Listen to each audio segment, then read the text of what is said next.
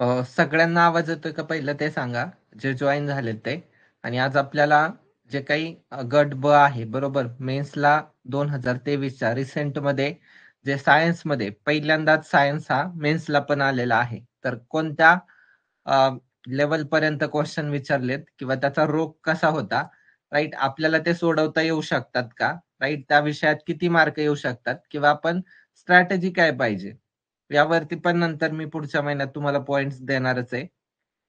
पण तत्पूर्वी आपण क्वेश्चनची डेप्थ समजून घेऊ, राईट. खरंच सायन्सचे क्वेश्चन आपल्याला डील करायला अवघड असणार आहेत का, याचे पण एक आपल्याला अंदाज ह्या गट ब च्या अनालिसिस मधून कळून जाईल, राईट. अनालिसिस करत असताना मी तुम्हाला काही जे पॉइंट सांगत असेल ते व्यवस्थित तुम्ही हे करा, राईट. आणि तुमच्या त्या पॉइंट मध्ये ऍड केलं तरी चालतंय. म्हणजे तुम्ही जे काही तुम्हाला म्हटलं होतं की पेपर जवळ असू द्या, जेणेकरून एखादा पॉइंट जो मी लिहून देईल किंवा सांगेल तर तो तुम्ही तिथं नोंद करून घ्याल. आवाज येतोय का फक्त कन्फर्मेशन द्या, म्हणजे आपण लगेच स्टार्ट करू. सगळं क्लिअर असेल तर फक्त सांगा, म्हणजे स्टार्ट करता येईल.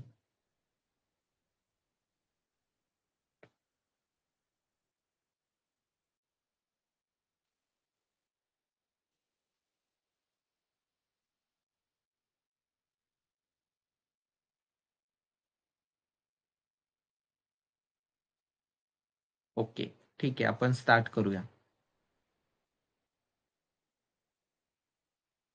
सुरू करतोय आपण आता. गट ब मेन्सचा पेपर आपण व्यवस्थित बघूया, ठीक आहे. तर आता क्वेश्चन बघा. क्वेश्चन तुम्हाला एकदम इझी लेवलचा विचारलेला आहे, राईट. हा क्वेश्चन प्रत्येक पुस्तकामध्ये असतो. सचिन भस्के सरांच्या पुस्तकामधून पासून सगळं जे काही आहे. इथं तुम्हाला काय विचारलंय, कोणतं जे काही ट्रेटिंग पॉवर जी आहे कुणाची जास्त आहे असं विचारले. ओके, सर्वात भेदक. तर हे जर 4 ऑप्शन पाहिले, बरोबर, सर्वात भेदक काय असणार आहे, तर ऑब्विसली गॅमा किरण असणार आहे, बरोबर. म्हणजे अल्फा बीटा गॅमा. म्हणजे इथं बघा, अल्फा असेल, बरोबर, इथं बीटा असेल, आणि सॉरी हे असं आहे, आणि इथं गॅमा आहे. ओके, म्हणजे हा क्रम असा असणार आहे, ठीक आहे. म्हणजे हे तर बेसिक तुम्हाला सगळ्यांना माहिती आहे. म्हणजे हा क्वेश्चन इथं बघा, ऍटम हा जो काही चॅप्टर आहे, ओके, राईट, त्याच्याशी रिलेटेड आहे. ओके. किंवा दुसरा एक आहे अणु नावाचा, राईट. म्हणजे हे 2 चॅप्टर आहे ना, ट्रेंडिंग मध्ये राहतात, राईट. या 2 चॅप्टरशी रिलेटेड तुम्हाला क्वेश्चन हे येणारच आहेत. ओके.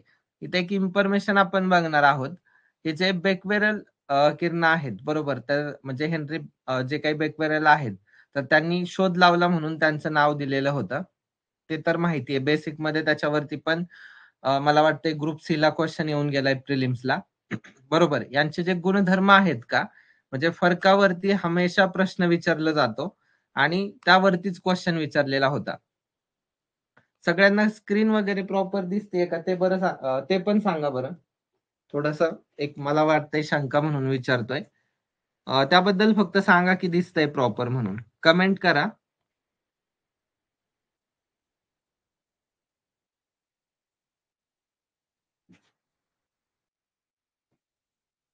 आवाज वगैरे येतोय का ते पण सांगा पुन्हा एकदा. थोडस चेक करतोय, क्रॉस चेक.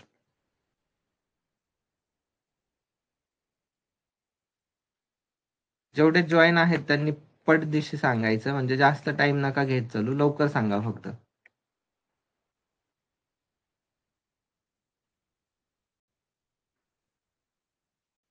ओके. तर बघा, आपल्याला काय बघायचंय, तर जो काही टॉपिक आहे आपला अणु किंवा तुम्हाला मी सांगितले जे काही किरणोत्सारिता नावाचा टॉपिक आहे, तो कायम चर्चेत राहतो. मग ते पूर्व परीक्षा असू द्या, आता इकडं मुख्य परीक्षेला पण तुम्हाला त्याचं महत्व दिसून येत आहे, बरोबर. म्हणजे तुम्हाला माहिती आहे, जे काही हेनरी बेक्वेरेल आहेत, एक बेसिक सांगतो तुम्हाला. हेनरी बेक्वेरेल सगळ्यांना माहिती आहेत, बरोबर.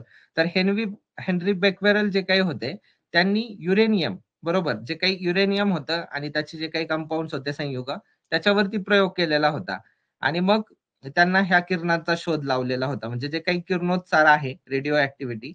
आणि मग पुढे त्याला नाव दिलं बेक्वेरल रेज म्हणून, किंवा युरॅनिक रेज असं त्याला नाव दिलेलं होतं.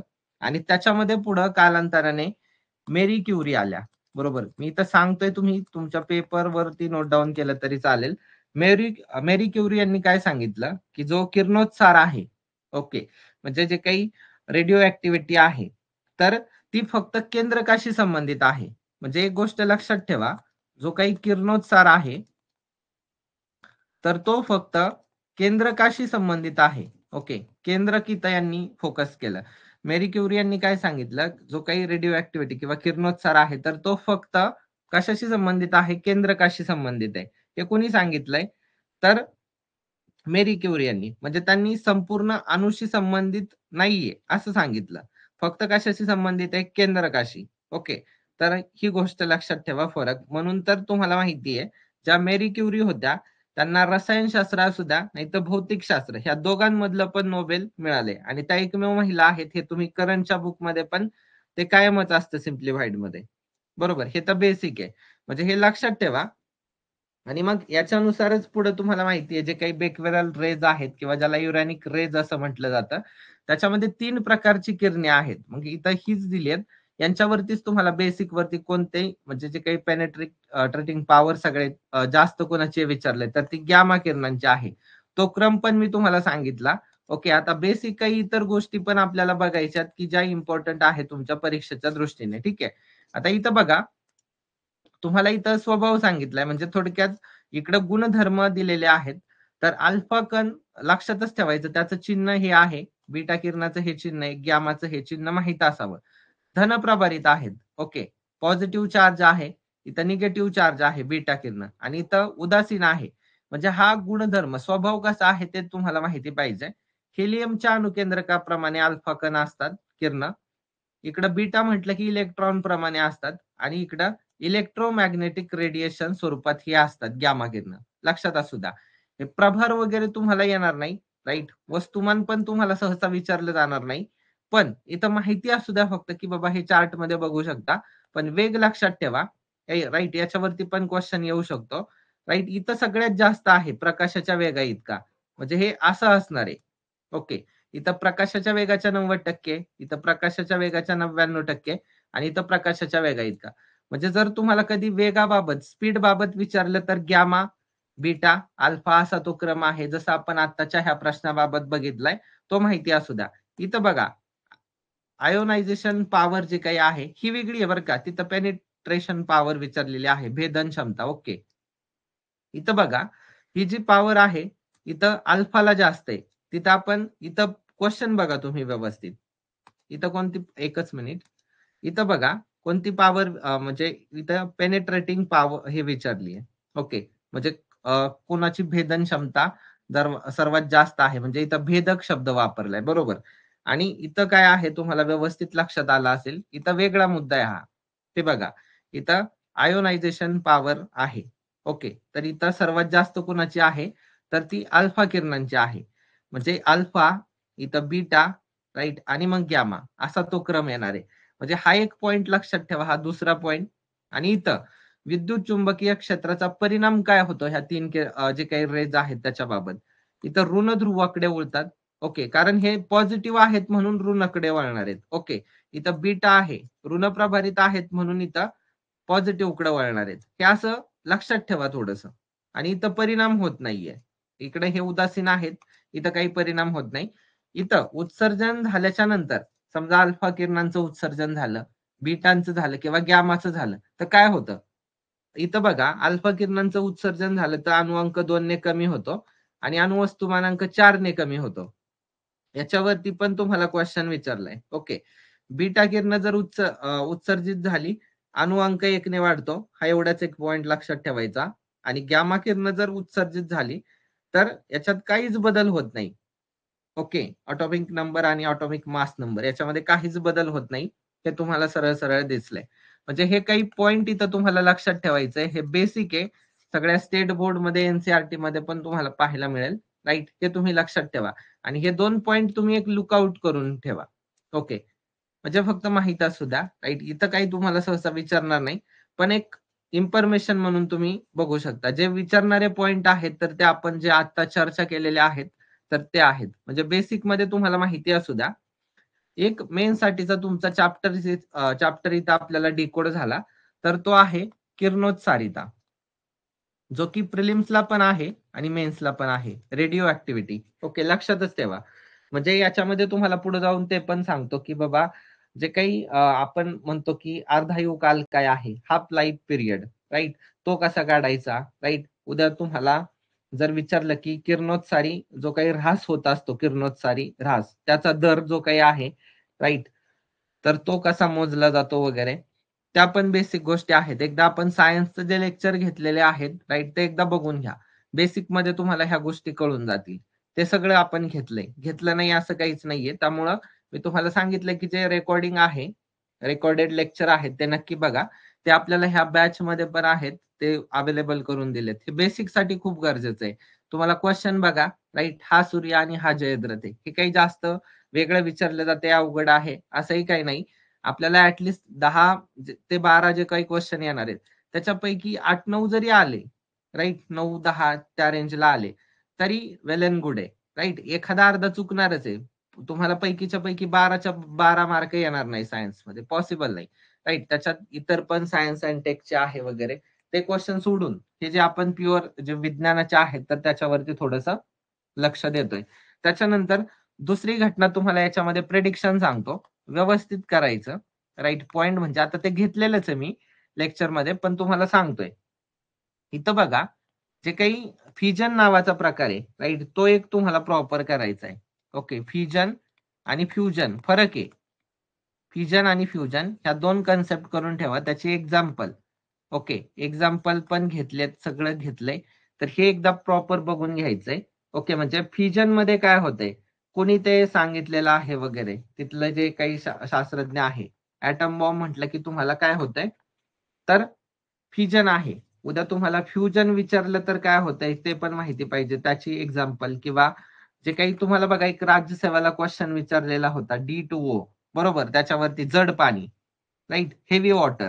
मग ते एक बेस्ट मॉडरेटर आहे, कशामध्ये वापरलं जातं, राईट. इथं बघा, तुम्हाला राज्यसेवा प्रिलिम्सला D2O म्हणजे जड पाणी याच्यावरती क्वेश्चन आलेला आहे, राईट. आताची राज्यसेवा प्रिलिम्स 2024. मग उद्या जाऊन तुम्हाला असाही क्वेश्चन फ्रेम होऊ शकतो की हे जे काही हेवी वॉटर आहे, याला हेवी वॉटर म्हणतात, जे की बेस्ट मॉडरेटर म्हणून ओळखलं जातं. मग हे कशासाठी वापरलं जातं, तर सगळ्यात महत्वाचं, हे जे D2O आहे, हे कशासाठी वापरलं जातं, तर अणुभट्टीमध्ये न्यूट्रॉनचा वेग कमी करायचा असेल तर याचा वापर होतो. ओके, लक्षातच ठेवायचं, हे बेस्ट मॉडरेटर आहे. म्हणजे याला जास्त महत्व आहे. इतर पण आहेत, जसं की बेरिलियम आहे किंवा बेरिलियम ऑक्साईड म्हणून पण आहेत, बरोबर. ग्रॅफाइट आहे, हे पण काय आहे, मॉडरेटर म्हणून काम करतात एखाद्या अणुभट्टीमध्ये. न्यूट्रॉनचा जर आपल्याला वेग कमी करायचा असेल तर. पण बेस्ट मॉडरेटर म्हणून कोण ओळखलं जातं, तर हे बेस्ट मॉडरेटर म्हणून आहे, ते लक्षात ठेवा, D2O. याच्यावरती राज्यसेवा प्रिलिम्सला क्वेश्चन पण येऊन गेलाय, तुम्ही हे सगळ्या गोष्टी बघितलेल्या असतील. म्हणजे बेसिक तुम्हाला मी काय सांगतोय, पीवायक्यूचा खूप फायदा असतो, राईट. क्वेश्चन कसे आलेले आहेत किंवा आपल्याला त्या अनुषंगाने कसं जायला पाहिजे, कोण सांगतंय, तर पीवायक्यू. म्हणून मी सांगतोय, हे जर तुम्ही व्यवस्थित केलं तर तुम्हाला इतर काही करायची गरज नाही. मी जे सांगतोय त्या पॉइंट वरती फक्त काम करा, त्याच्या बाहेर तुम्हाला काही येणार पण नाही. ओके, तेच येणार आहे. आणि हा चॅप्टर मी व्यवस्थित घेतलाय, याची रेकॉर्डिंग नक्की बघा. काही करा पण रेकॉर्डिंग बघा, ओके, ती सोडू नका, राईट. कारण जसं आपण हे मॉडरेटरचं एक्झाम्पल D2O घेऊन सांगितलं, त्याच्यामध्ये दुसरं एक कुलंट म्हणून पण मी सांगितलेलं असेल. कंट्रोल रॉड काय आहे, कशासाठी वापर होतो त्याचा, ह्या सगळ्या गोष्टी घेतल्यात, तर त्या मिस करू नका. सायन्सचं जे रेकॉर्डिंग आहे त्याच्यामध्ये मिळून जाईल तुम्हाला, ते बघून घ्या नक्की. ओके, मिस करू नका. तर अशा पद्धतीचा हा पहिला प्रश्न सगळ्यांना समजलाय का, व्यवस्थित सांगा. एकच प्रश्न एक्सप्लेन केलाय पहिला. आता आपल्याला दुसरा क्वेश्चन व्यवस्थित बघायचा आहे, राईट. हे बघितलेत बाकीचे आपण, हे पॉझिट्रॉन वगैरे तुम्हाला असाच ऑप्शन क्रिएट केलाय, राईट. इलेक्ट्रॉन वगैरे, राईट. गॅमा किरण, अल्फा किरण, बीटा किरण, हे 3 इथं महत्वाचे होते, कारण तो चॅप्टर तो होता, राईट. व्यवस्थित ऐका, राईट. ऑप्शन क्रिएट करायला काही किती पण होऊ शकतात. गॅमा किरणांचा उपयोग कुठं होतोय हे पण तुम्हाला माहिती पाहिजे, राईट. याचा यूज, याच्यावरती पण पीवायक्यू आहेत बघा, क्वेश्चन विचारलेले आहेत. फोम येऊ नयेत कशाला, राईट. मग त्या गोष्टी आहेत बेसिक, म्हणजे ते तुम्हाला माहित असणं गरजेचं आहे की बाबा याचं काही कधी विचारलेलं आहे का, ह्या गोष्टी व्यवस्थित करा. ठीक आहे. आता दुसरा प्रश्न आपण बघूयात. तुम्हाला दुसरा क्वेश्चन विचारलाय, खालीलपैकी कोणते तरंग हे यांत्रिक तरंगाचे उदाहरण आहे? म्हणजे तुम्हाला मेकॅनिकल वेव्हचं एक्झाम्पल इथं विचारलेलं आहे. तर एक चॅप्टर बघा, मी तुम्हाला सांगितलेला होता, आपण रिव्हिजन घेतलेली होती. तर तो चॅप्टरच आहे ध्वनी, राईट? तर हे ध्वनी तरंगाचंच एक्झाम्पल आहे, राईट? म्हणजे उत्तर लगेच आपल्याला लक्षात येतं. मग हे प्रकाश तरंग आहे का, रेडिओ वेव्ह आहे का, किंवा टेलिव्हिजन वेव्ह आहे का? तर सगळ्यात महत्वाचा एक मुद्दा लक्षात घ्या. इथं 2 चॅप्टर्स हे जे दुसरे आहेत, तर इथं दुसरा एक इलेक्ट्रोमॅग्नेटिक स्पेक्ट्रम त्या चॅप्टर्स मधले काही पॉइंट इथं टाकलेत. ओके. आणि इथं ध्वनी चॅप्टर आहे. म्हणजे आयोगाने बघा तुम्हाला बेसिक मध्येच पुन्हा जे प्रिलिम्सला होतं त्याच गोष्टी इथं विचारण्याचा प्रयत्न केलाय. इथं जास्त काही अवघड विचारलंय का तुम्हाला? बिलकुल नाहीये. मग ते समजून घेण्याचा प्रयत्न करायचा आहे. एकच मिनिट. हां. इथं बघा, काही वेव्हज आहेत आणि त्यांचे टाइप. आता 2 प्रकारच्या वेव्ह आहेत. ते मी तुम्हाला लेक्चरमध्ये पण सांगितलंय. एक मेकॅनिकल वेव्ह आहे ज्याला माध्यमाची आवश्यकता असते. ओके. म्हणजे ते निर्वातातून जाऊ शकत नाही व्हॅक्यूम मधून. एक्झाम्पल आहे ध्वनी, भूकंप लहरी, पाण्यावरील तरंग. ही एक्झाम्पल आहेत, भविष्यात कधीही पण विचारली जातील. इथे जे तरंग आहेत त्यांच्यासाठी जे माध्यम आहे ते स्थितिस्थापक आणि सलग म्हणजे इलास्टिक आणि कंटिन्युअस असणं एक आवश्यक आहे. माध्यमाला जडत्व पाहिजे आणि घर्षणात्मक विरोध अत्यंत कमी असावा.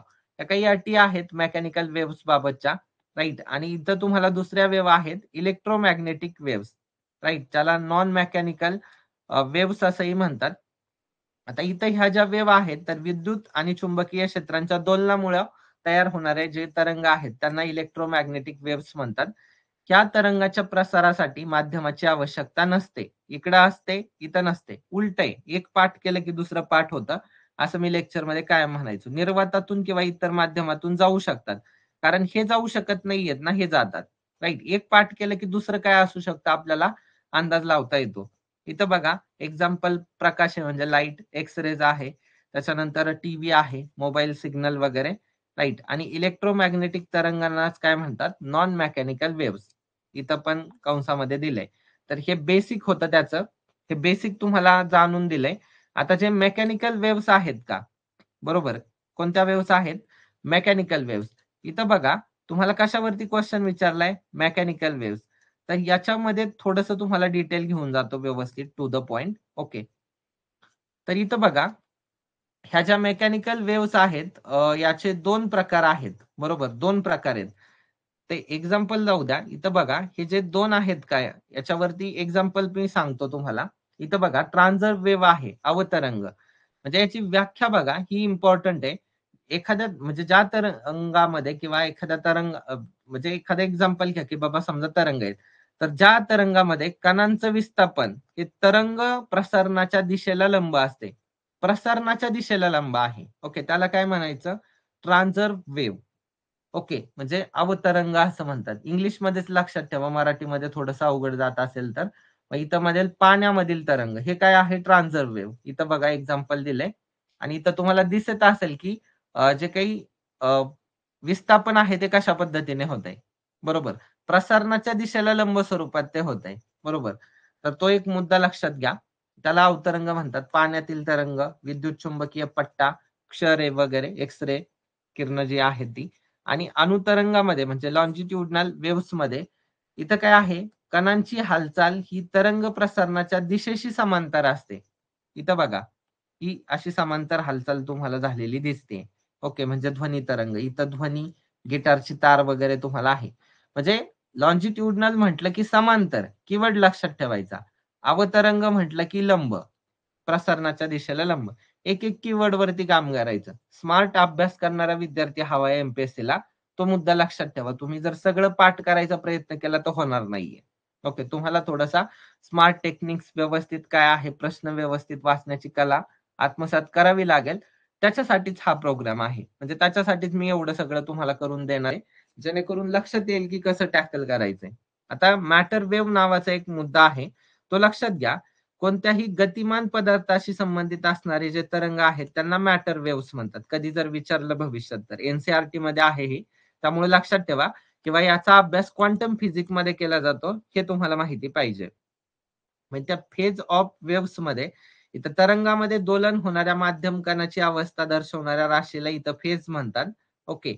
आणि 3 घटकावरती अवलंबून आहे. कधी विचारलं तर लक्षात असू द्या. माध्यम कणाचं विस्थापन हा एक मुद्दा, वेगाची दिशा, ओके, हा दुसरा मुद्दा, आणि दोलन क्रमांक. ओके, ह्या 3 पॉइंट लक्षात ठेवा. हा एनसीईआरटी मधला डाटा आहे जो मॅटर वेव्हच्या बाबत आहे. माहिती असावा तुम्हाला, भविष्यात कधी विचारला तर कामाला येईल म्हणून. ओके, लक्षात ठेवायचा प्रयत्न करायचा आहे. याच्या पुढे पण जाऊन तुम्हाला बघा, भविष्यात जर हे जे त्या मेकॅनिकल वेव्हचे प्रकार आहेत 2, त्याच्यामधलं एक लॉन्जिट्युडनल वेव्हस आहे. जर इथं तुम्हाला एक्झाम्पल्स विचारली एमपीएससीने कधी, तर साऊंड वेव्हस इन एअर, तर हा एक एक्झाम्पल आहे. किंवा the primary waves of an earthquake. Okay, म्हणजे जे काही प्राथमिक लहरी आहेत, तरंग, जेव्हा भूकंप होतो तेव्हा, तो एक अल्ट्रासाऊंड, हे एक एक्झाम्पल लक्षात ठेवा. व्हायब्रेशन ऑफ स्प्रिंगचं व्हायब्रेशन हा एक मुद्दा आहे, लक्षात असू द्या. द फ्लक्च्युएशन इन गॅस, जे काही फ्लक्च्युएशन्स होतात गॅसमध्ये, तो एक वाला मुद्दा. आणि सुनामी वेव्ह म्हणजे सुनामीच्या लाटा, म्हणजे ही कशाची एक्झाम्पल आहेत लक्षात ठेवा. आयएमपी आहे बरं का, म्हणजे याला दुर्लक्ष करू नका. तुम्हाला जो क्वेश्चन विचारलाय, तुम्ही म्हणाल काही पण सांगताय का, काही पण नाही सांगत. एक गोष्ट लक्षात ठेवा, तुम्हाला मेकॅनिकल वेव्हस विचारलेत, त्याचे जे 2 प्रकार आहेत, राईट, ते प्रकार आपण बघितले आणि त्या प्रकाराची एक्झाम्पल आपण बघतोय. राईट, आपण एवढं केलंच पाहिजे. कधी ना कधी आयोग तुम्हाला तिथं जाऊन विचारणार आहे. किंवा आपला हा जो बेसिक डाटा जर पक्का असेल ना, तुम्ही कोणत्या पण एक्झामला सामोरं जाऊ शकता. किंवा आपल्याला त्या गोष्टी करत असताना लगेच लक्षात येतं की बाबा हे इथलं आहे म्हणून. त्यामुळं व्यवस्थित ऐका, आणि जे सांगतोय ते तुमच्या खूप कामाचं आहे. राईट, तुम्हाला हे कुणीच सांगणार नाही कोणत्याच बॅच मध्ये वगैरे. पीवायक्यू अनालिसिसच्या बॅच ढिगभर आहेत मार्केटमध्ये. तिथं फक्त तुम्हाला ते तात्पुरतं अनालाइज केलं जातं की बाबा हे असं आहे, हे समान आहे, असं आहे, तसं आहे. अशी बॅच नाहीये आपली. ओके, तुम्हाला प्रॉपर घेऊन जायचंय, म्हणजे 60+ टार्गेट आहे. मग त्या अनुषंगानेच गाईड केलं जाईल आणि पुढे पॉइंट पण तसेच काढून देणार आहे की जे तुमच्या एक्झामच्या कामाचे आहेत. पुढे बघा, एक्झाम्पल ऑफ ट्रान्झर्व्ह वेव्स, म्हणजे तुम्हाला इथं ह्या जे 2 प्रकार आहेत त्याच्यामध्ये, बरोबर, मेकॅनिकल वेव्हचे, त्याची एक्झाम्पल बघतोय. तर दुसऱ्याचं इथं काय आहे बघा, ripples on the surface of water. Right, म्हणजे ते आत्ताच आपण वरती पण बघितलं, जे काही पाण्यातील आहे ते तरंग. त्याच्यानंतर व्हायब्रेशन इन गिटार स्प्रिंग, म्हणजे जे काही गिटार आहे त्याच्यामध्ये जे व्हायब्रेशन होतं का, ते ट्रान्झर्व्ह वेव्ह आहे. त्याच्यानंतर a Mexican wave in sports stadium. Okay, जे काही मेक्सिकन तरंग आहेत स्पोर्ट्स स्टेडियम मधल्या, ते पण एक्झाम्पल आहे. इलेक्ट्रोमॅग्नेटिक वेव्स, एक्झाम्पल इथं लाईट वेव्स आहे, मायक्रोवेव्स, रेडिओ वेव्स, ही ट्रान्झर्व्ह वेव्हची एक्झाम्पल आहे. सेस्मिक एस वेव्स, ओके, हे जे काही भूकंपाशी संबंधित आहे ते पण आहे. ओके, लक्षात असू द्या. म्हणजे ही काही एक्झाम्पल आहे, ही पण तुम्ही लक्षात ठेवू शकता एक्स्ट्राचं ऍडिशनल म्हणून. ओके, तर हे काही बेसिक पॉइंट होते की जे तुम्हाला लक्षात ठेवायचे होते या प्रश्नाच्या अनुषंगाने. ओके, म्हणजे इथं तुम्हाला लक्षात आलं असेल की आपल्याला काय काय लक्षात ठेवायचंय. ठीक आहे, हा प्रश्न समजला असेल सगळ्यांना, एकदम बेसिक होता. म्हणजे बघा, आपण हा दुसरा प्रश्न बघितला की जो तुमच्या मेन्सला तुमच्या पुस्तकातील डाटावरती आधारित होता. आता इथं दुसरं प्रेडिक्शन, राईट, तुम्हाला करायला सांगतोय. ओके, याच्यामध्ये एक मुद्दा लक्षात घ्या, जे काही इलेक्ट्रो मॅग्नेटिक स्पेक्ट्रम, हा जो चॅप्टर आपण घेतलेला आहे रेकॉर्डेड लेक्चर मध्ये, बघून घ्या. व्हेरी इम्पॉर्टंट आहे. राईट, घेतलाय मी, नाही घेतला असं नाहीये. कारण तिथं काय होतं, एक तुम्हाला सांगतो, प्रिलिम्सला पण कामाला येणार आहे आणि मेन्सला पण तो पुन्हा रिफ्लेक्ट झालाय, म्हणजे मेन्सच्या क्वेश्चन मधून. कारण मग तुम्हाला हे लाईट वेव्ह, रेडिओ वेव्स याचे उपयोग काय आहेत ते पण तिथून कळून येणार आहे. राईट, बाकीचं सगळंच करून जाईल. हे जे काही दूरचित्रवाणी तरंग आहे, टेलिव्हिजन वेव्ह, सगळं तिथं घेतलंय. त्यामुळं इथं डबल रिपिटेशन आपण टाळत आहोत, कारण हे लेक्चर आपण प्रॉपर घेतलंय 20-25 मिनिटामध्ये. तर ते व्यवस्थित बघून घ्या, इलेक्ट्रोमॅग्नेटिक स्पेक्ट्रम सायन्सच्या याच्यामध्ये जाऊ. ठीक आहे, कारण तिथून हे आपण कव्हर केलेलं होतं. म्हणजे 2 क्वेश्चन आपण व्यवस्थित बघितले. ते तुम्हाला समजले का, एकदा कमेंट नक्की करा. म्हणजे समजले असतील, कारण एवढ्या सोप्या भाषेमध्ये तुम्हाला कोणी सांगणार पण नाही. राईट. फास्ट मध्ये मी काही घेत नाही, तुम्हाला माहिती आहे. व्यवस्थित समजलंय का फक्त एकदा कन्फर्म करा. आणि पुढे बघा आपण.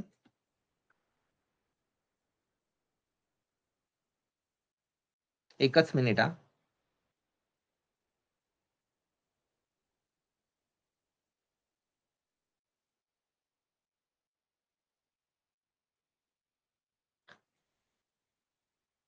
ओके, पुढचा क्वेश्चन बघूयात आपण. क्वेश्चन आहे, रबराचं हलकणीकरण या प्रक्रियेमध्ये डॅश हा कच्च्या रबराबरोबर एका विशिष्ट तापमानास तापवतात. ओके.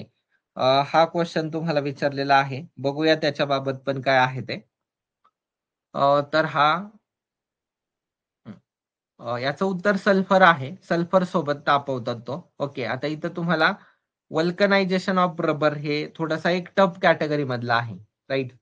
एवढं काही तुमचं वाचन असेल असं काही नाहीये. राईट. तेव्हा पण जे पेपर देत आहे, म्हणजे एक गोष्ट लक्षात ठेवा, पेपरमध्ये आपल्याला हे पण लक्षात आलं पाहिजे की प्रश्न कोणत्या कॅटेगरी मधला आहे. तर हा टफ कॅटेगरी मधला क्वेश्चन आहे. असेच क्वेश्चन आपण स्किप पण करू शकतो माहित नसेल तर. कारण पॉईंट 50 मध्ये तुम्ही निगेटिव्ह मध्ये जाणार आहात. हा पॉईंट पण लक्षात घ्या. म्हणजे मुद्दाम मी तुम्हाला अनालिसिस करताना हे पण सांगणार आहे की कोणते क्वेश्चन हे स्किप करायचे असतात. नाही तर तुम्ही काय कराल, तर हे असेच क्वेश्चन पण अटेम्प्ट करून याल. ओके, निगेटिव्ह मध्ये जाल. त्याच्यामुळं ती खबरदारी तुम्ही फक्त घ्यायची आहे. ओके, याचं उत्तर सल्फर आहे. हा मुद्दा लक्षात ठेवा. याच्या अनालिसिसची गरज नाहीये, कारण याच्या अनालिसिसचा फायदा होणार नाही. कारण याच्यामध्ये तुम्हाला डिटेलिंग करून क्वेश्चन येणार नाही. ओके, असे काही रेअर क्वेश्चन असतात, त्याच्यामुळे तो विचार करू नका. ठीक आहे. आता पुढचा क्वेश्चन बघा. कागदाचं ब्लिचिंग. ओके. कागदाचं ब्लिचिंग करण्यासाठी कोणतं रसायन वापरतात? हा मुद्दा विचारलाय. हे थोडंसं काय म्हणूयात की आपण जे लुसेंट वगैरे आहे अशामध्ये हा डाटा सापडून जाईल तुम्हाला. तर कागदाचं ब्लिचिंग जर करायचं असेल तर कोणतं रसायन वापरलं जातात असं साधं सिंपल विचारलंय. तर इथं हायड्रोजन पॅरॉक्साईड वापरलं जातं. Okay, hydrogen peroxide. तर माहिती असू द्या. राईट. हा थोडासा मीडियम क्वेश्चन होता. राईट. जर स्ट्रॉंगेस्ट तुम्ही अभ्यास केलेला असेल तर ह्या गोष्टी थोड्याशा, कारण कागदाचं ब्लिचिंग वगैरे हे काही एवढं पण टफ कॅटेगरी मध्ये टाकता येत नाही. ओके, बेसिक आहे. त्याच्यामुळे थोडस त्याच्यावरती आपण काम करूयात. नंतर कोणकोणते पॉइंट याच्याशी रिलेटेड करायचे तुम्हाला, त्या गोष्टीवरती पण मी तुम्हाला सांगणार आहे. आता आपण थोडासा एक वेगळा पॉइंट बघू याच्यामध्ये. एक मिनिट, मी आणलेलं आहे ते. हा. तर इथं बघा, हायड्रोजन पॅरॉक्साईड असेल, क्लोरीन डायऑक्साईड असेल, सोडियम हायपोक्लोराईट असेल आणि त्याच्यानंतर ओझोन गॅस असेल. तर हे केमिकल ब्लीच पेपर म्हणजे जे काही आपल्याला ब्लिचिंग करायचंय पेपरचं, तर त्याच्यासाठी वापरले जातात. त्याला VIMP करा.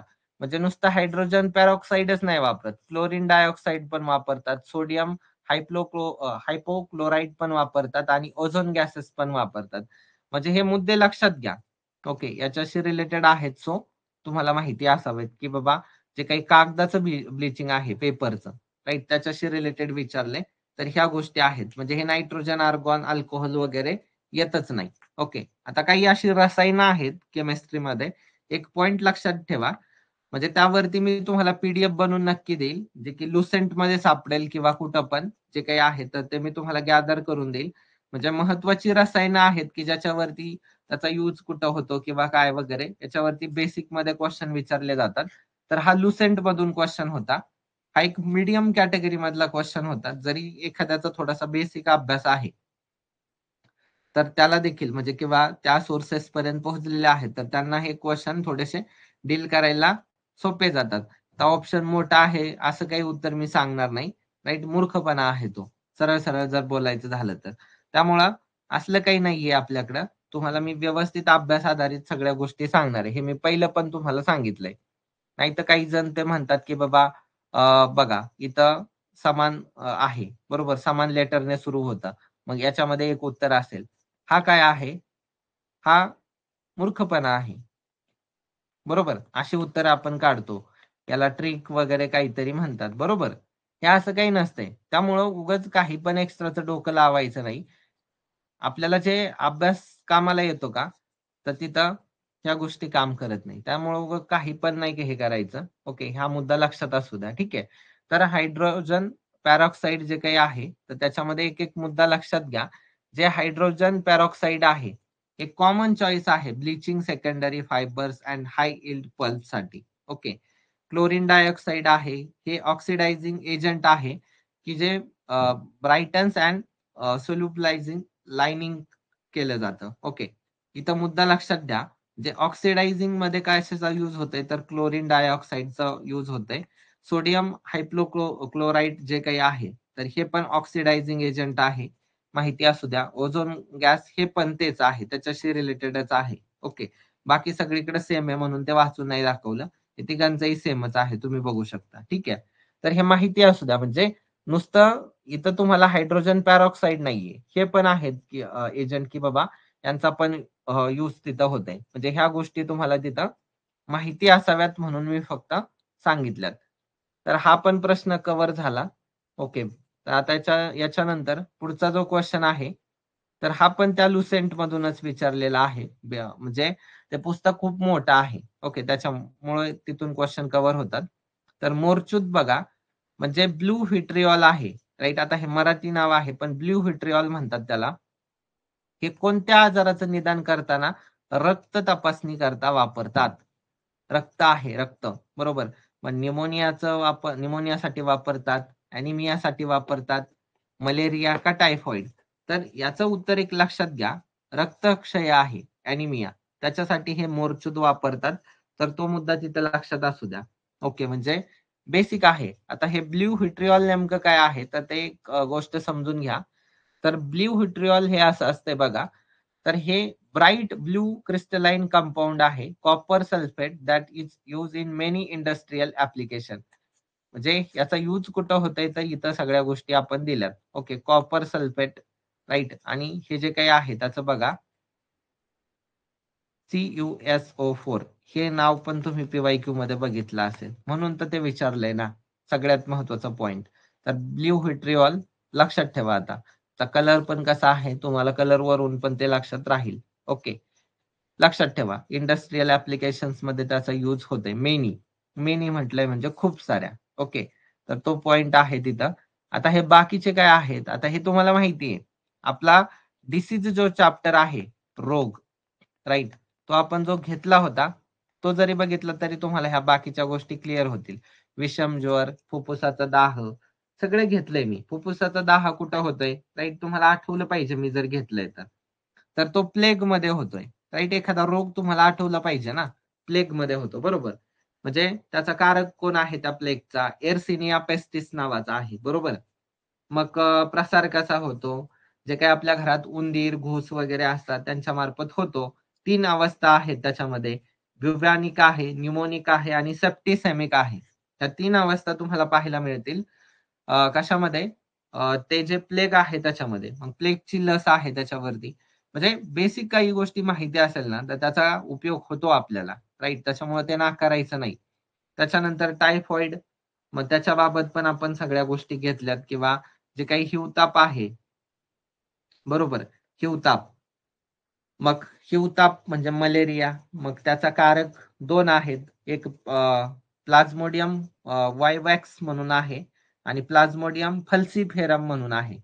तर प्लाझ्मोडियम फल्सीफेरम जो आहे, तो जास्त घातक आहे, लक्षात ठेवा.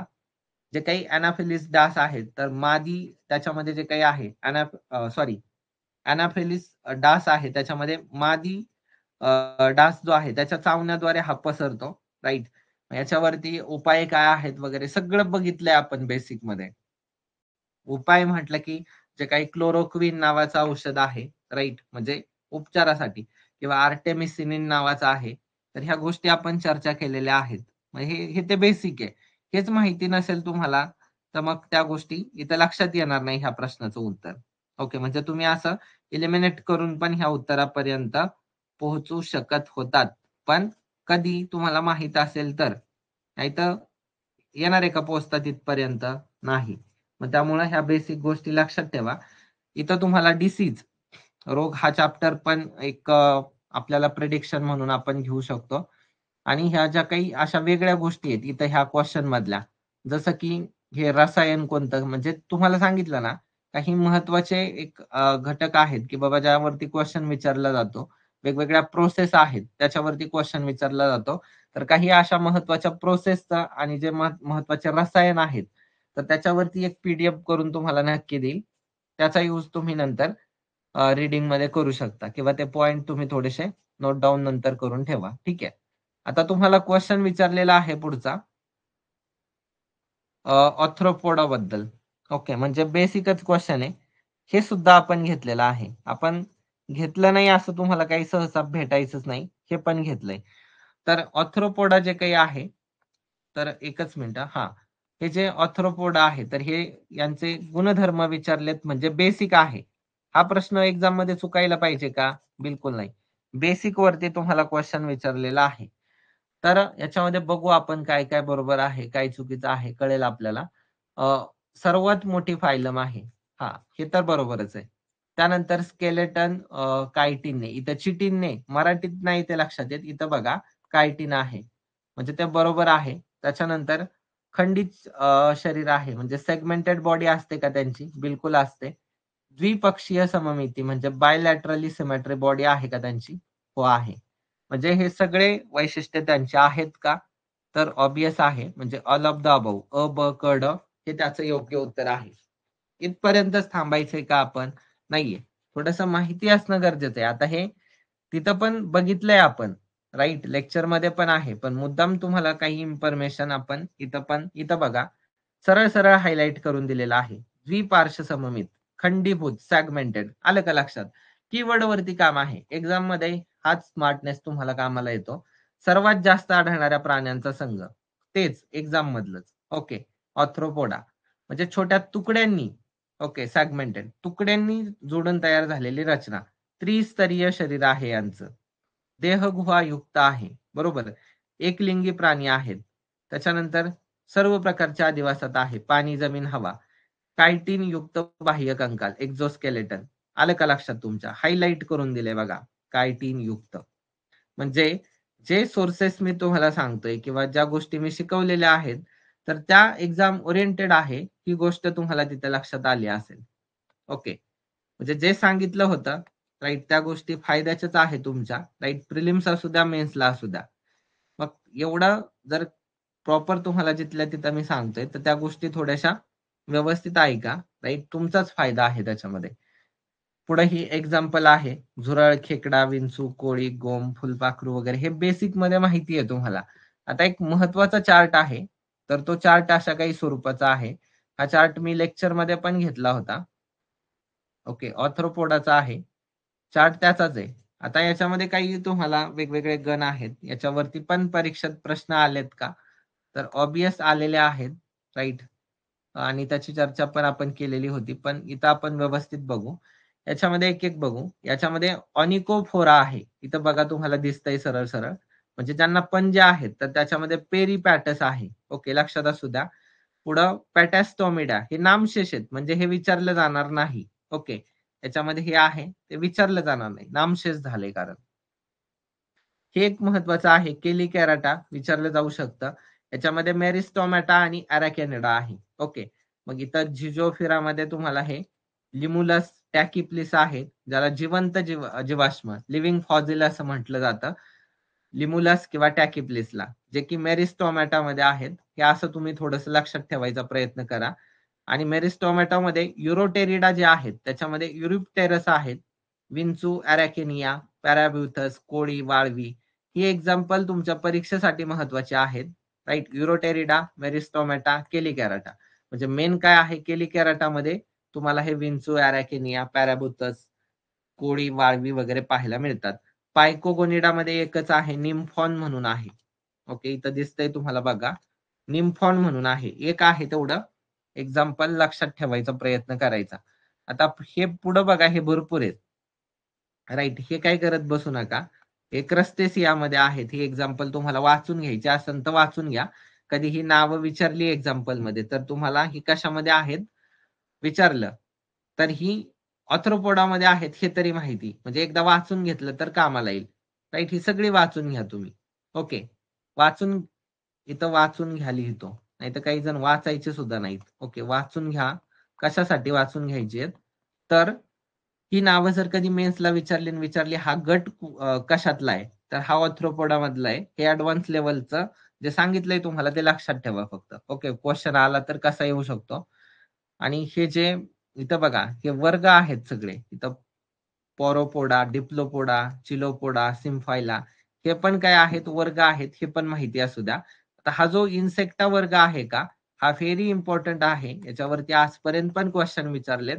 याच्यामध्ये हॅमेनोप्टोरा म्हटलं की मधमाशी आहे, हेमिप्टेरा म्हटलं की ढेकून नाकतोडा, लेपिडोप्टेरा म्हटलं की फुलपाखरू, ब्लाटोडी म्हटलं की झुरळ, आणि कोलेओप्टेरा म्हटलं की भुंगा. ही एक्झाम्पल लक्षात ठेवा, याच्यावरती क्वेश्चन विचारलेले आहेत तुम्हाला.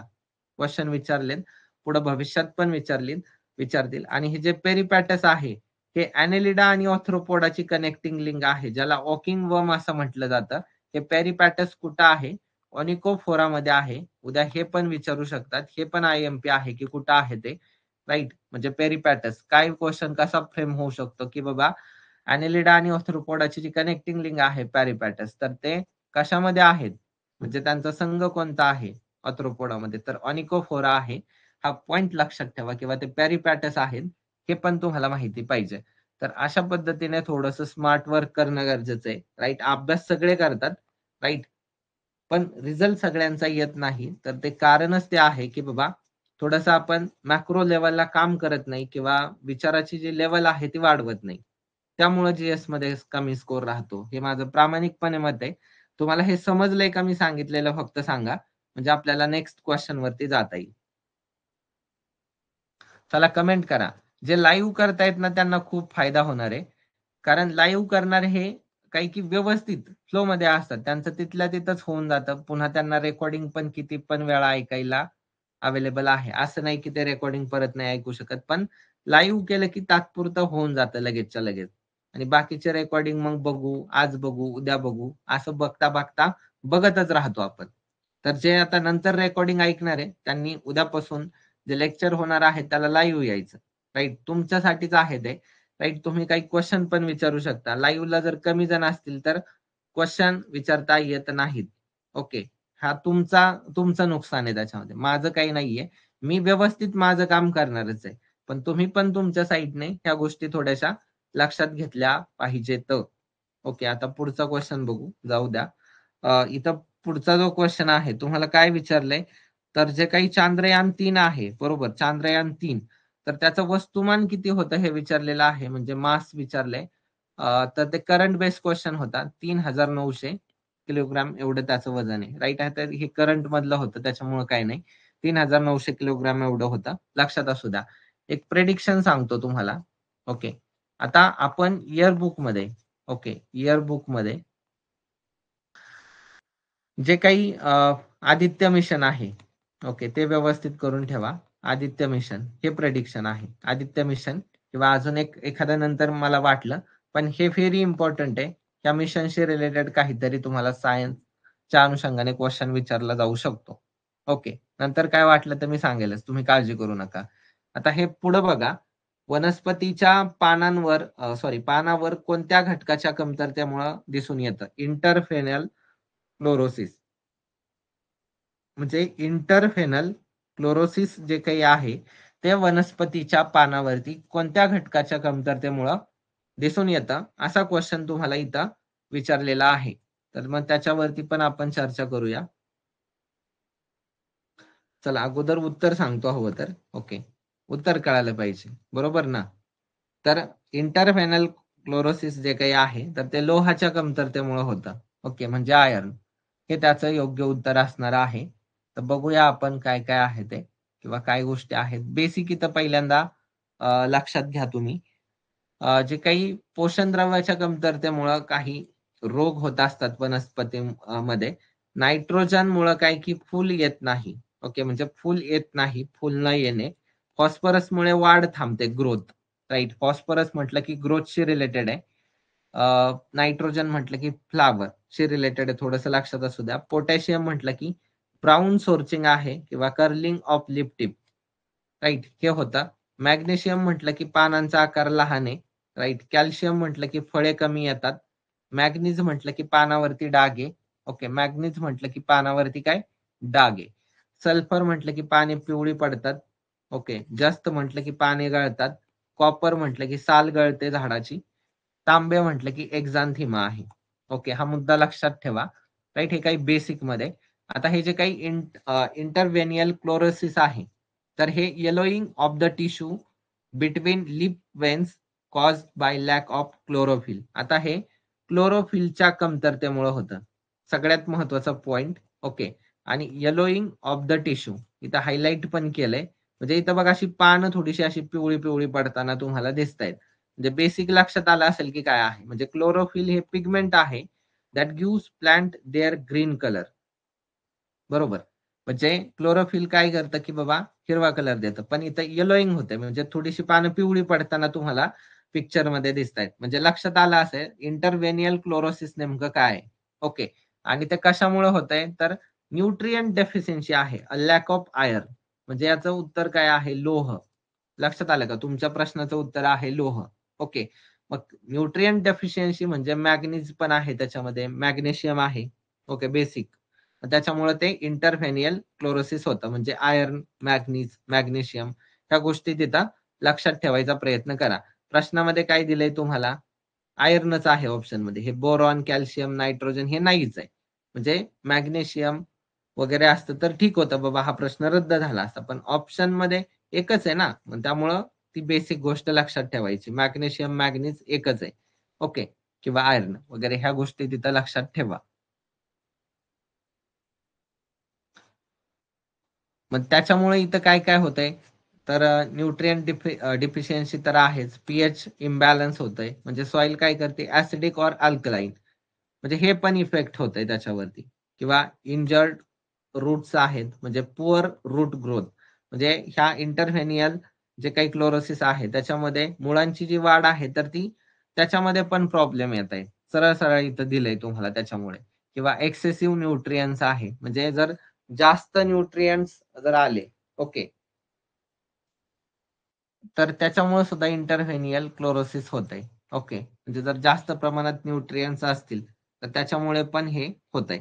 त्याच्यानंतर डिसीजेस, राईट, मग ते सोयाबीन्स मध्ये किंवा त्याच्यानंतर, ठीक आहे, म्हणजे इथं सोयाबीन लक्षात ठेवा.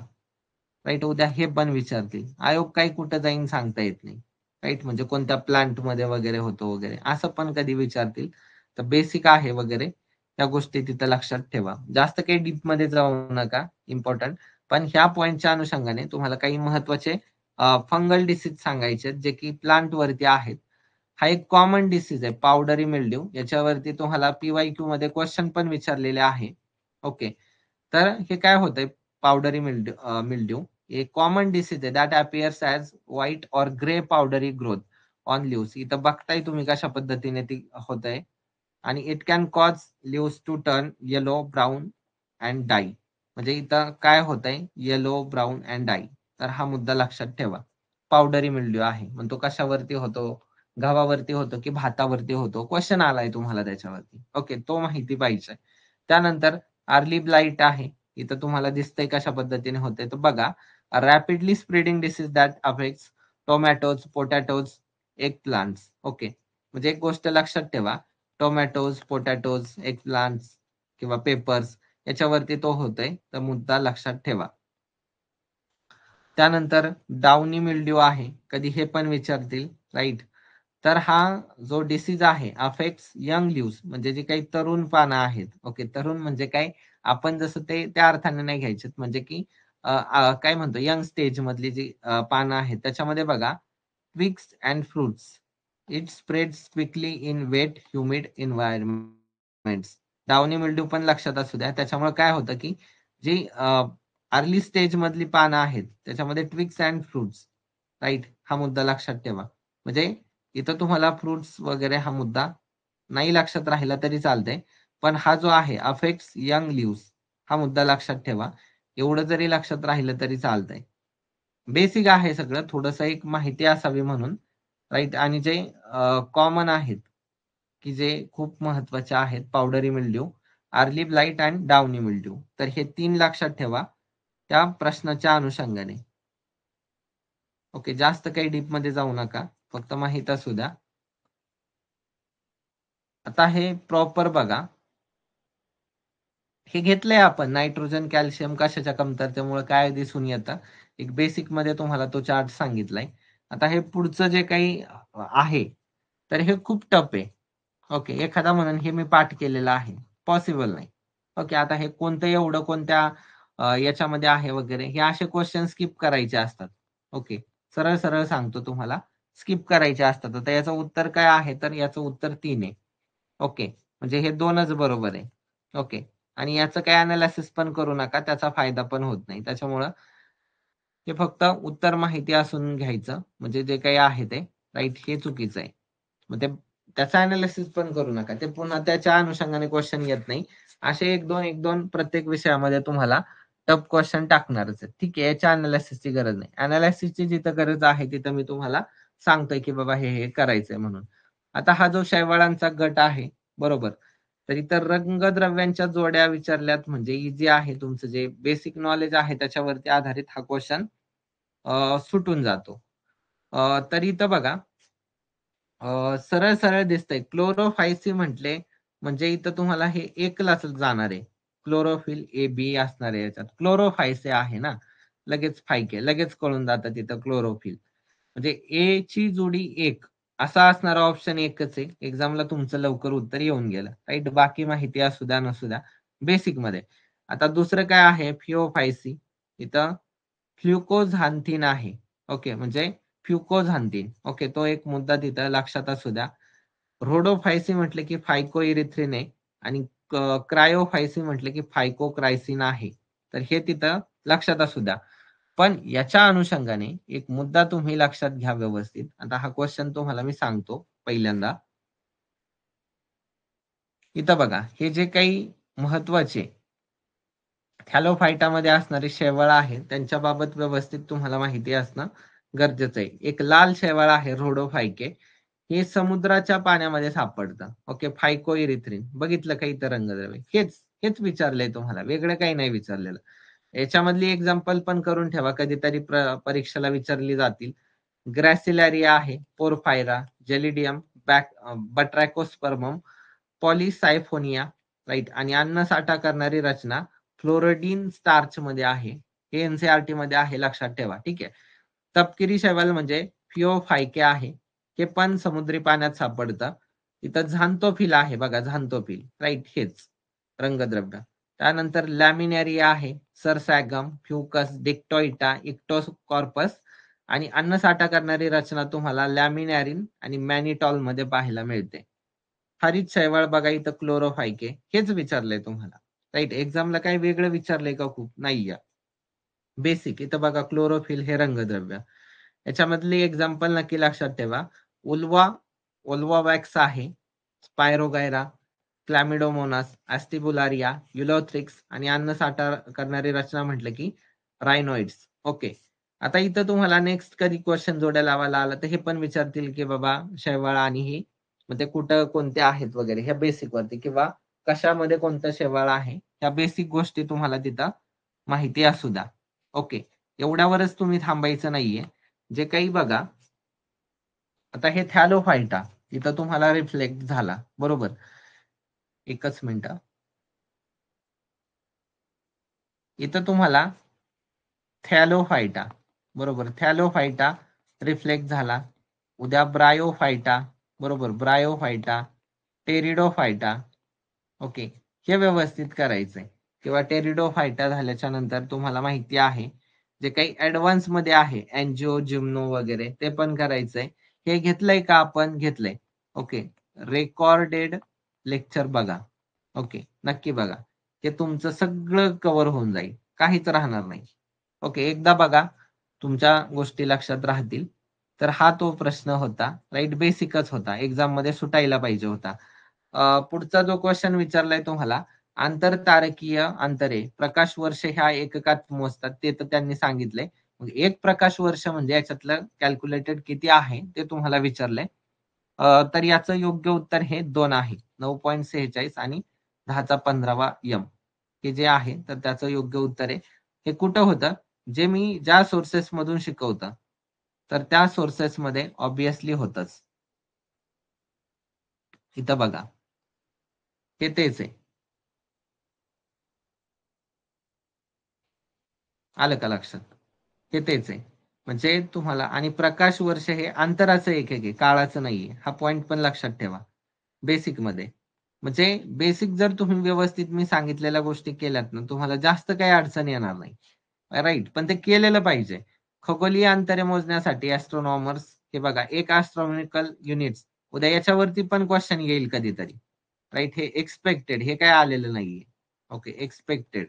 सूर्याचे केंद्र आणि पृथ्वीच्या केंद्र याच्यामधील सरासरी अंतर जे काही आहे, तर ते एवढं आहे इथं. राईट, लक्षात असू द्या. एक लाईट इयर म्हणजे 9.46 गुणिले 10⁻15 मीटर, लक्षात असू द्या. आणि एका वर्षात म्हणजे प्रकाशाने एका वर्षात कापलेले अंतर लाईट इयर आहे, प्रकाश वर्ष. आणि एक पारसेक म्हणजे 3.26 लाईट इयर. हा मुद्दा पण लक्षात ठेवा. इन केस भविष्यामध्ये राईट कोणती मेथड आहे, पॅरालॅक्स मेथड, त्याच्यावरती पण प्रिलिम्सला 2 वेळा, एकदा राज्यसेवेला आणि एकदा इकडं कंबाईनला क्वेश्चन विचारला. हे बेसिक. त्यामुळं जर तुमचे रूट व्यवस्थित असतील, राईट, रूट अँड बेसिक कधीच विसरू नका आयुष्यामध्ये. ओके, म्हणजे काय होतं, जसं पीवायक्यू आहे बघा, तेच जे तुम्हाला पूर्वला विचारले त्यालाच अनुषंगाने इकडे मेन्सला क्वेश्चन विचारले. अवघड आहे का? बिलकुल नाहीये. पण तेवढा अभ्यास आपण केला पाहिजे, म्हणजे त्या बारकाईने. नाही तर नुसता अभ्यासन, काय म्हणतो, प्रोडक्टिव्ह अभ्यास, याच्यामध्ये खूप फरक आहे. तो फरक फक्त लक्षात घ्या. एकदा तुम्हाला तो समजला ना, तुम्ही खूप पुढे जाल. हे पण तेवढंच खरं आहे. हा, हे डबल झालंय मला वाटतंय. हा क्वेश्चन डबल झालाय. राईट, कारण ही स्लाइड आपण वरतीच घेतलेली होती, माझ्याकडून मे बी डबल झालं. हा, हे घेतलंय आपण सुरुवातीला. ठीक आहे, अशा पद्धतीने हे आजचे क्वेश्चन झालेले आहेत. आता तुम्हीच सांगा, जर बघितलं ऑन अन ऍव्हरेज जनरल, तर हा एक क्वेश्चन इझी होता, बरोबर, एक. हा दुसरा इझी होता, अवघड मी धरतच नाही. ओके, त्याच्यानंतर आता हे थोडेसे मीडियम क्वेश्चन होते, पण हा तिसरा एक इझी वाला क्वेश्चन होता. ठीक आहे, हा चौथा एक इझी वाला क्वेश्चन होता, बरोबर. हा पाचवा करंट बेस पण इझी होता, कारण त्यावेळेला होतच. म्हणजे पाचवा एक क्वेश्चन इझी होता. त्यानंतर हे पण इझी आहे. राईट, थोडस एक बेसिक माहिती असेल तर सुटतो. एक म्हणजे पाचवा क्वेश्चन हा हा एक सहावा क्वेश्चन. ओके, त्यानंतर हा नाही धरता येणार. ओके, जे नाहीये ते नाहीये. सहावा क्वेश्चन हा सातवा क्वेश्चन. ओके, त्याच्यानंतर हा आठवा क्वेश्चन पुस्तकातूनच आहे. त्याच्यानंतर हा, मग हे डबल झालंय. म्हणजे किमान 8-9 क्वेश्चन, जे काही 11-12 क्वेश्चन होते त्याच्यापैकी, म्हणजे तुमचे आरामात चांगले सुटू शकत होते. राईट, आता एखादा म्हणून हे रबराचं व्हल्कनायझेशन माहित होतं मला, असं होणार नाही. ओके, एवढं काही डीप मध्ये कोणी टॉपर पण करत नाही. ओके, तर एखादी गोळी लागली तर लागली, त्यातला तो प्रकार. पण मी सांगितलंय ना तुम्हाला, मी व्यवस्थित बेसिक रूटला धरून जे पॉसिबल आहे त्या गोष्टी प्रॉपर जिथल्या तिथं सांगेल. उगाच काही पण नाही सांगणार की बाबा ज्याला काही लॉजिकच नाहीये किंवा अभ्यासाच्या आधारित ऍप्लिकेशनच होत नाहीये, आणि मी म्हणायचं हे असं आहे, त्याला काही अर्थ आहे का? नाहीये. हे तुम्हाला आजचं लेक्चर समजलंय का? नक्की सांगा. इथून पुढचे लेक्चरही असेच व्यवस्थित होतील, की जे तुमच्या एक्झामला फायद्याचं असेल. आणि जे जे आज सांगितलंय तुम्हाला की बाबा हे लेक्चर मी घेतले ते बघा व्यवस्थित, तर बघा, तुमचं बेसिक चांगलं कव्हर होऊन जाईल आणि त्याचा तुम्हाला एक्झामसाठी नक्की फायदा होईल. कारण पूर्व आणि मुख्यला काही एवढा डिफरन्स किंवा एवढी डेप्थनेस केलेली नाहीये. थोडीशी एक लाईटली 2-3 क्वेश्चन असणारच आहेत की जे थोडेसे हेडॅक करणार आहेत तुमच्या डोक्याला. पण तेवढं तर झालंच पाहिजे ना. तेवढं जर नाही झालं तर मग काय होणार आहे? तर सगळेच क्वेश्चन तुम्हाला इझी. आता तुम्ही बघताय पूर्वला पण काही एवढे इझी क्वेश्चन नसतायत, बरोबर. मग त्याच लेवलला एक टेम्पो मेंटेन केलाय, एवढा अवघड काही नाहीये. ओके, तुम्ही किमान जेवढे मार्क मिळवायचेत आपल्याला तेवढे मिळू शकतात. त्यामुळं उगाच ताण घेण्याची गरज तर बिलकुल नाहीये. अशा पद्धतीने हे आजचं झालंय. उद्याला वेगळं सेशन असेल. तर पहिला आपण गट ब मेन्सचा पेपर जो होता ग्रुप बी चा, तो कम्प्लीट करू. मग ग्रुप सी चा बघू. मग इतरही क्वेश्चनची आपली सिरीज सुरूच राहणार आहे, ती काय बंद नाही होणार. पहिल्यांदा हे 2 नवीन पेपर आपण हा आठवडा आणि पुढच्या आठवड्यात कम्प्लीट करू. म्हणजे मग आपल्याला नेक्स्ट पेपर जे दुसरे आहेत त्याचं प्रॉपर अनालिसिस करता येईल. तर थांबूयात मग आपण, सगळ्यांना समजलं असेल तर. आणि लाईव्हच करा सगळ्यांनी, राईट. आता इथून नंतर जे रेकॉर्डिंग ऐकतील त्यांना सगळ्यांना सूचना, हे तुमच्यासाठीच आहे, त्याच्यामुळे लाईव्हच करा. म्हणजे काय होईल की नंतर तुम्हाला वाटलं तर बघू शकता, राईट. समजलं असेल तर बघायची गरज लागायची नाही. त्यामुळं लाईव्हच करा, कारण रेकॉर्डेड करायला आपण उशीर करतो किंवा करू करू म्हणून ते राहून जातं. तर थँक्यू सो मच. थांबूयात आपण. काय अडचण आली तर बिंदास मला तुम्ही कळू शकता.